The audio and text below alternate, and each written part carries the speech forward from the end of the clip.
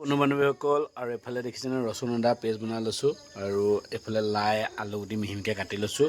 এইটো বনাম হাঁহৰ পেটুৱে লাহেকৈ আলুগুটিয়ে বনাম আৰু এফালে পিঁয়াজ কাটি থৈছোঁ আৰু এফালে বনাই থৈছোঁ পোৱালিকেইটাৰ কাৰণে দম বনাইছোঁ। ডিম আৰু পানীলাও আলুগুটি এনেকৈ বইল কৰি পিনি থৈছোঁ আৰু ভাতটো হৈ গ'ল। বিশেষকৈ ভাত হৈ গ'ল, এইটো ভাত হৈ গ'ল, ভাতটো প্ৰেছাৰ কাট হৈ গ'ল আৰু বনাই ল'লোঁ। আৰু বেছি দেখিছে এয়া দেখিছে নহয়, নমস্কাৰ।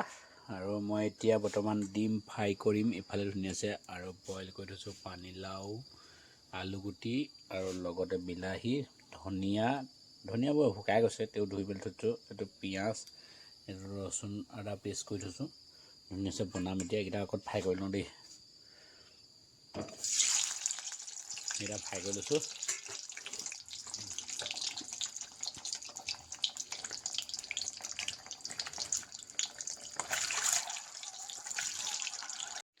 আৰু এইটো দেখিলে নহয়, ডিম দম বনাইছোঁ আৰু ডিমকেইটা ইয়াত ঢালি দিম এতিয়া। এইটো ঢালি দিলোঁ, দেখিলে ডিম তিনিটা দি দিলোঁ আৰু এতিয়া ভাত হৈ যাব, খাম আৰু দেই।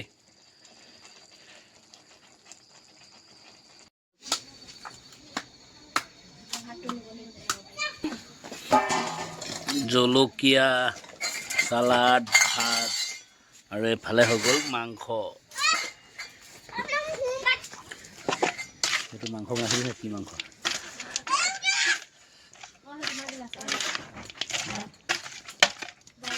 ড্ৰাই ফ্ৰাই কৰিছোঁ মাংস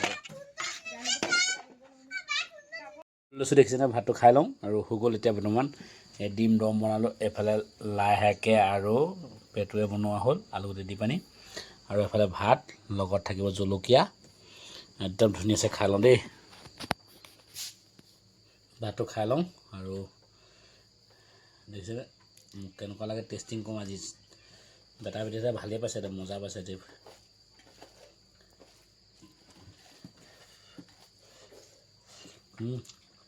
বহুত মজা।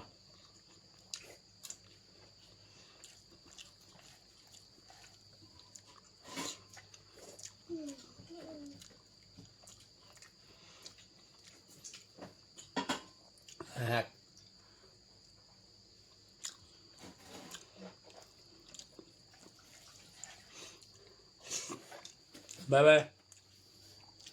যদি চাই ভাল পায় লাইক কৰিব, কমেণ্ট কৰিব, যিমান পাৰে শ্বেয়াৰ কৰিব। নেক্সট ভিডিঅ'ত পুনৰ লগ পাম। জয় অসম গাইজ, বাই বাই।